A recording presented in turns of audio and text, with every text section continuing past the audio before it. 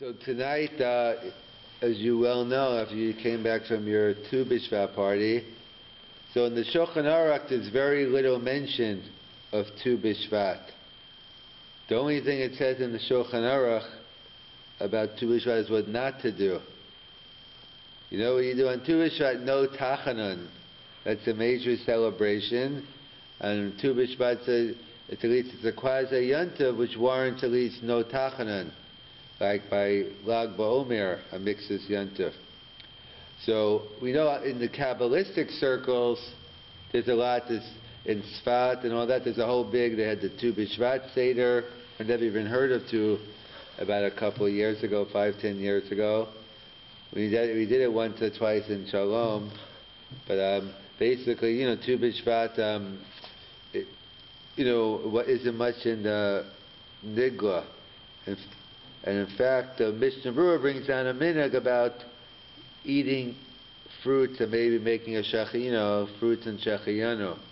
But that's about it. In fact, I guess, I know when I was growing up, it probably continued, they used to give out on Thu B'Shvat like this brown bag, and all these like fruits like figs, dates, baksa, this like hard thing like a rock. No one knew what it was.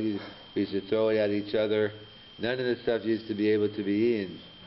So so the Mishnah Berurah brings down the minhag of making a shechiyah on a new fruit. Because apparently in Radin, I'm sure, they didn't have access to all the different fruits. Rav Moshe Feinstein points out, and he's talking about, 20, 30 years ago, maybe more. He says, Bizman Hazeh, he doesn't think you should make a shechiyanu on new fruit. What do you mean? Because you don't really have new fruit. Because you make a shechiyanu on something which you don't do all the time, once in a while. But since today we live in a global fruitopia, that basically for a couple of extra cents here or there, you could get fruits all year round. You could get watermelon all year round. You could get this all year round. So it doesn't think like it has the real, the same din as Midin HaGemara. Like, let me just point out, there's different shechiyanus. The shechiyanu of a chiyav is on a yontiv, on the Kedushas Hayom, you're obligated to make a shechiyanu. Or let's say on a mitzvah, like shofar, lulav, a mitzvah which is she'eino tadir, you make a shechiyanu. Those are chiyav. But the shechiyanu we're discussing on new fruit, that's only a rishus. So he says, Bizman, when it was a major simcha, because if you make a shechiyanu, it's supposed to bring simcha. So since you have fruit all the time, apparently it's not enough of a simcha, and therefore he says, his custom was not to make a shechiyanu. And similarly, Rav Soloveitchik had a similar practice. He said the same thing as Rav Moshe, but he said it regarding clothes. He says it used to be back then, if you were lucky, at your bar mitzvah you get a suit, maybe when you were married you get a suit. Today, every week there's another sale. I know when back in my day, the Sims Bash in New York, they have it in Buffalo, but in Paramus. But you always find every day a sale here. People buy suits all the time. So Rav Soloveitchik has the same yisod, that since it's only a davar rishus, it's not, unless it really gives you real excitement, so then she shies away from the shechiyanu. So, I rarely ever make so based on Rav Moshe, I rarely ever make a shechiyanu. I guess it's hard to get me excited about something. And therefore, again, some people might have different minhagim, but the Mishnah Berurah, so maybe in Radin, he brings down the minhag, so I guess it could depend on time and place in terms of how much they are all these different fruits. So but there's a prevalent minhag on Thu B'Shvat, that one goes they have different fruits. Many people make a shechiyanu, some might not.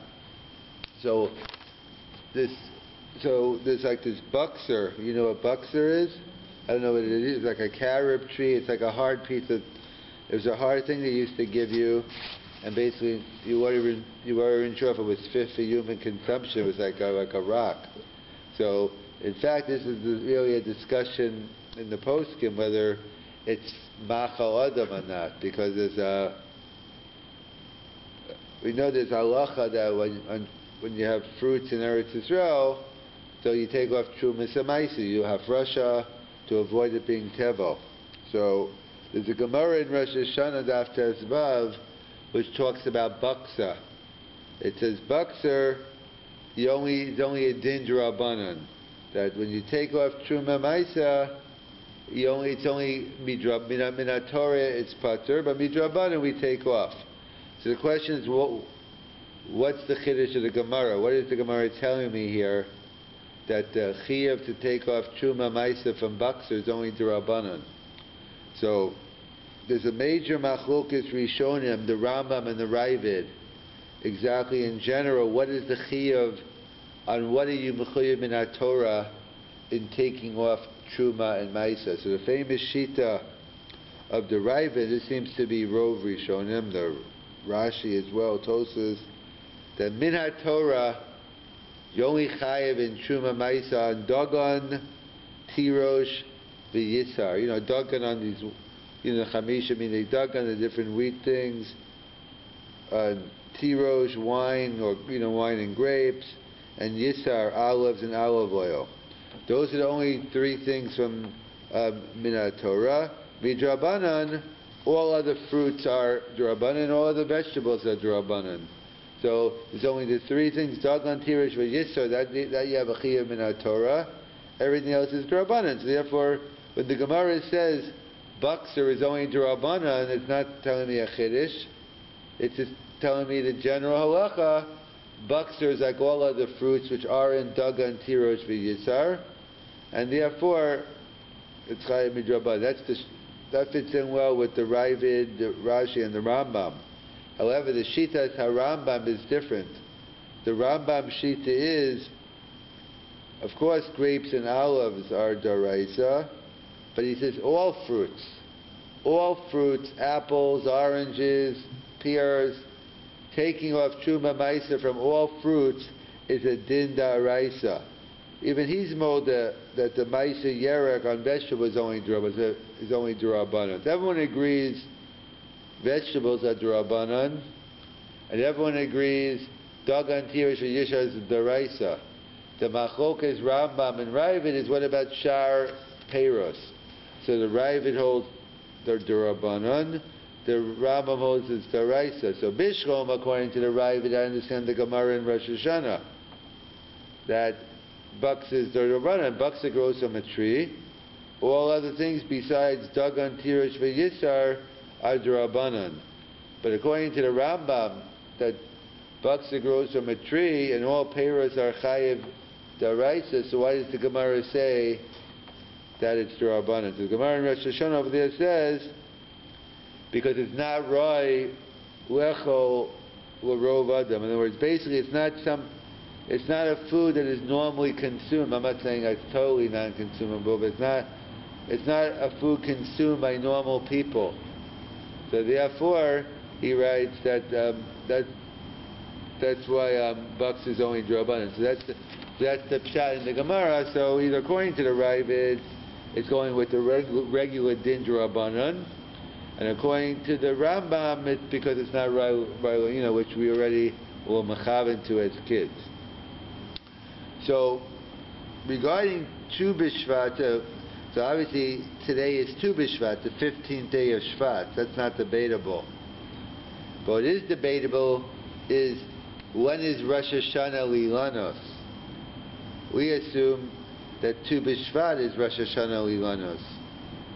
So this is actually a debate in the Mishnah between Beis Shammai and Beis Hillel on when is the Rosh Hashanah Lilanos. We know we have many New Years. There are 4 New Years. We always assume Rosh Hashanah is the New Year. That's one of them. That's Judgment Day, but we have other Rosh Hashanahs throughout the year. Judgment Day on water, etc. For the Mayim, and they say Tu B'Shvat is Nidon on the Meiser. You got to know when you take off Meiser, because what year you have to know you have to know what year we're in, second, third, depends. So you have to figure it out to do it. So Beis Shammai says Rosh Chodesh Shvat. So you're 2 weeks late. Rosh Chodesh Shvat is the Rosh Hashanah Lilanos. And that's when you should have had your big Seder. I guess it wasn't a Thu B'Shvat Seder according to Beis Shammai. It was just Aleph Shvat Seder. So, and Beis Hillel says it's on Thu B'Shvat. So what's the Machlokas? What's in the Kudas HaMachlokas? Why does Beis Shammai say Rosh Chodesh Shvat and Beis Hillel says Thu B'Shvat? So the Gemara itself gives the reason for Beis Shammai.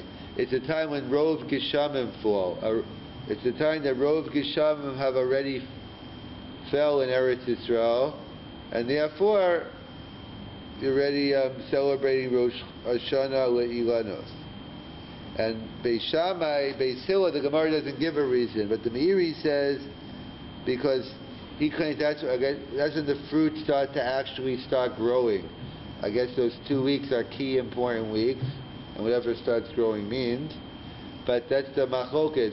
The Gemara says Beis Shammai is when the majority of rain for the year in Eretz has already fallen, so therefore it's Rosh Hashanah Lilanos. And Beis Hillel says no, it's the time when the fruit already is starting to grow.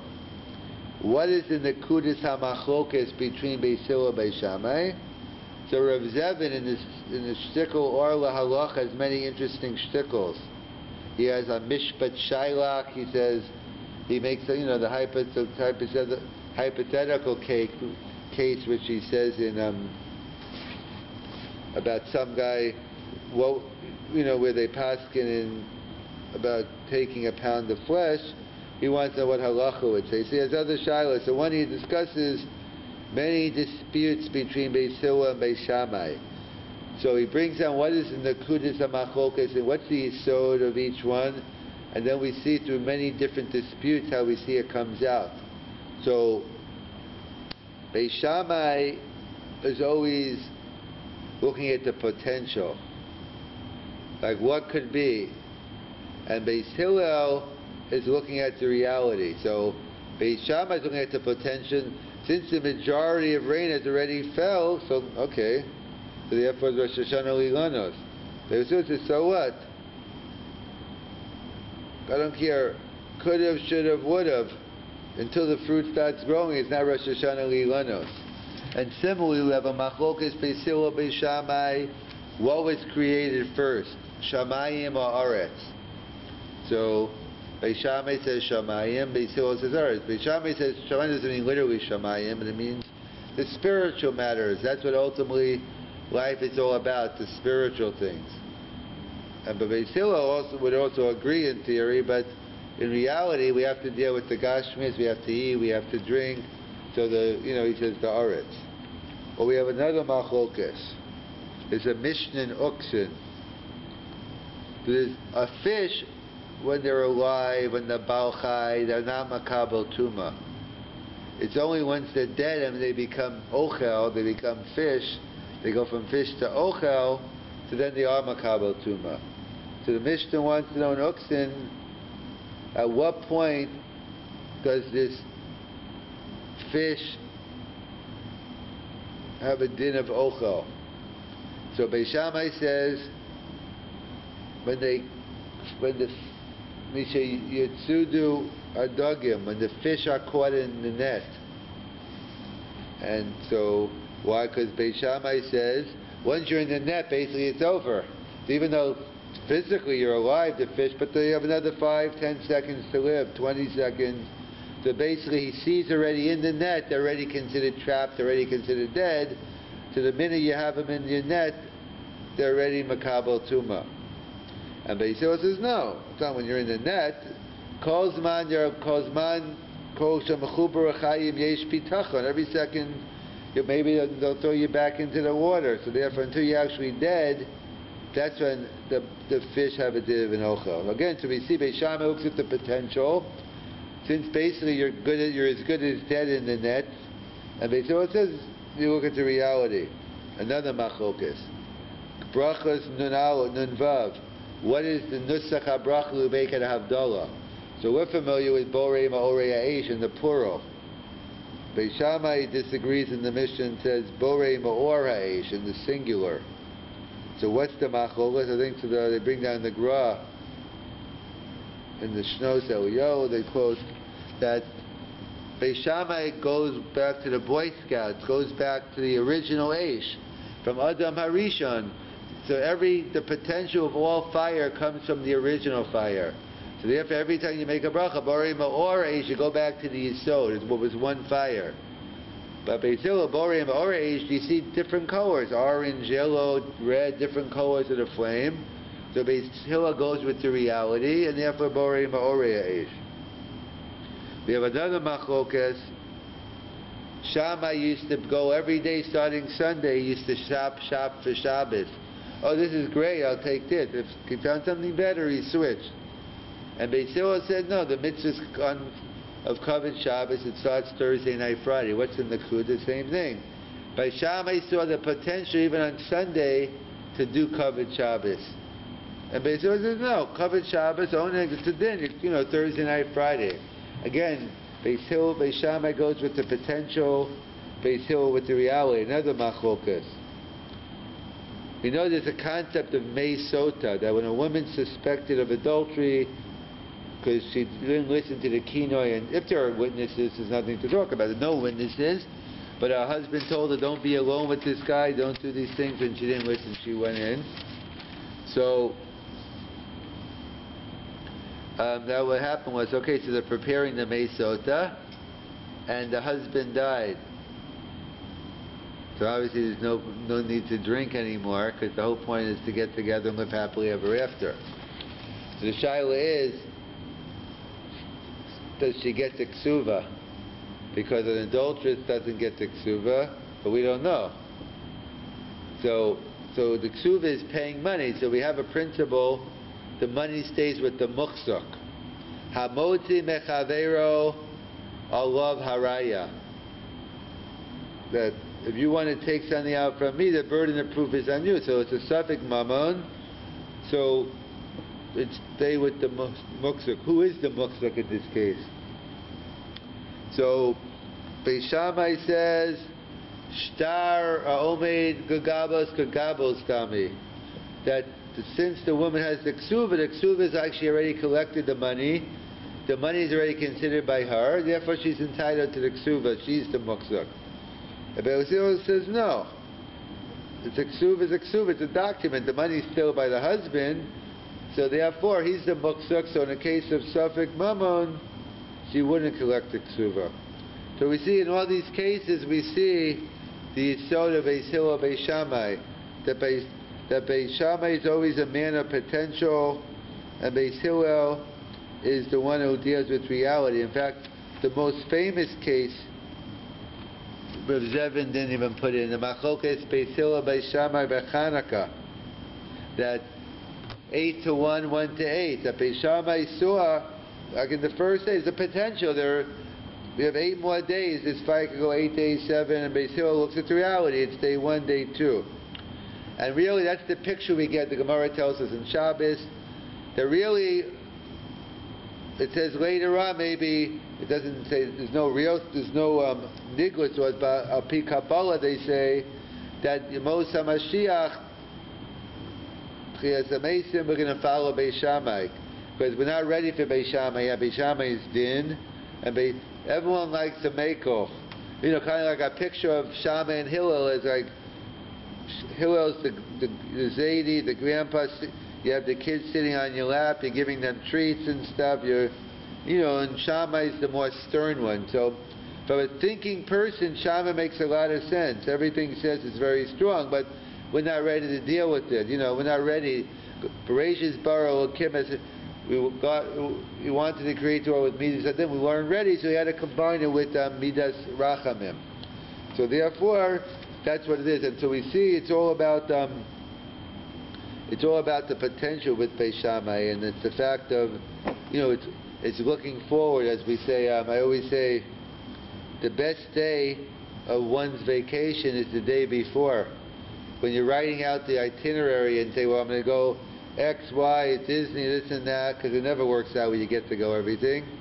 Or similarly, the old jelly beans example. People love jelly beans, and everyone has their own favorites. Nothing wrong with it. Some like the lemon, some go for the cherry, grape, A lot of people don't go for that black licorice, but whatever, to each their own. So there were two people disputing, like, what do? They had 5 jelly beans in their hand, different flavors. So they're having a dispute. Do you save the best for last? It doesn't have to be jelly beans. You could change the example, or do you eat your favorite first? So one person said, "Well, I saved the best for last." The other guy said, "Yeah, that's very foolish, saving the best for last, because that means you're always eating the worst one. I eat my favorite and my next best. I'm always eating my favorite. You're always eating the worst." So it sounds like a good argument. However, I'm in the save the best for last camp. So what's pshat? So pshat is like this. In fact, Heinz ketchup, and they do other things, but they used to have commercials back in the day. I don't know if they still do, but their famous Heinz ketchup commercial that they're pouring and they're singing anticipation. The guy's waiting for the ketchup to come out, and you can't wait. You're looking forward. Heinz knew they spent millions of dollars on advertising. The yesod is that it's more hana, the anticipation of something good, than the actual food you're going to eat. In fact, I wouldn't say good restaurants know that, but expensive restaurants know that. You go to a fast food place, they give it to you right away. But the money, the thing you're paying $100 meal for, they make you wait for your steak like a half an hour. So I guess you feel you're getting, you feel you're getting more of your money's worth. But the point is, you're looking forward to something. That's the yesod that should have, could have, would have. Like in the ideal world, Beis Shammai is right. That but we can't. A person has to work on what they have now. In other words, you can't fix everything. Right? So for instance, the example I gave was Jim Catt, one of the pitchers. I think he pitched on the Phillies, White Sox, wherever. Perhaps a Hall of Famer. So he was asked at the end of his career, at some point, who does he attribute his success to? He says, I attribute my success to my rookie year, my pitching coach. I think it was Mel Stoudemire. He said, yeah, why? Because when I got to camp as a rookie, so he called me over and said, so what pitches do you have? He said, well, I have a good fastball, I have an okay curve, my slider's decent at best, my slider's terrible, my knuckleball. So he went through so the coach said to him, okay, so what pitches are you going to work on in spring training? I guess my knuckleball, my slider, my curve, they're not so good. He says, you got it all wrong, pal. Your curveball's never going to be that good, neither is your knuckler. You got to go with your strength. Your fastball is what's going to make it for you. Of course, you'll work on the other stuff parenthetically, but if you want to make it in the pros, you got to, that's the mistake many parents make, many teachers. They focus on people's weaknesses instead of their strengths. Or I always say, like, Shaq O'Neal wasn't the best foul shooter.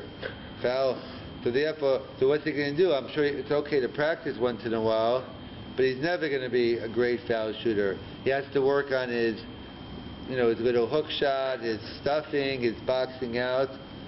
And that's the mistake many people make. They look at, instead, they're too busy looking at the potential instead of reality. So we live in the Olam HaMaisa, so it's true. One day maybe we'll follow Beis Shammai, and what they're saying is very logical. But should have, could have, would have gets you nowhere. We got to focus on the reality. And that's in all these machlokas, Beis Hillel, Beis Shammai, by Chanukah, we have by Shamayim and Aretz, we have by the fish. At what point is it from fish to food? Havdalah, Borei Ma'orei Eish, Borei Ma'orei Eish. By, you go Shabbos shopping all week long, and just on Thursday or Friday. So we have a whole discussion. And ultimately, when is Rosh Hashanah Lilanos? According to Beis Shammai, it's Rosh Hashanah. It's Rosh Chodesh. because that's when Rov Geshamim. But Beis Hillel goes with reality. It's Tu B'Shvat, because that's when the fruit starts growing on the tree, and that's the Yesod, and that's what we're celebrating on, on Tu B'Shvat, that we're celebrating, the combination, of the reality and potential. We have to combine both, in this world.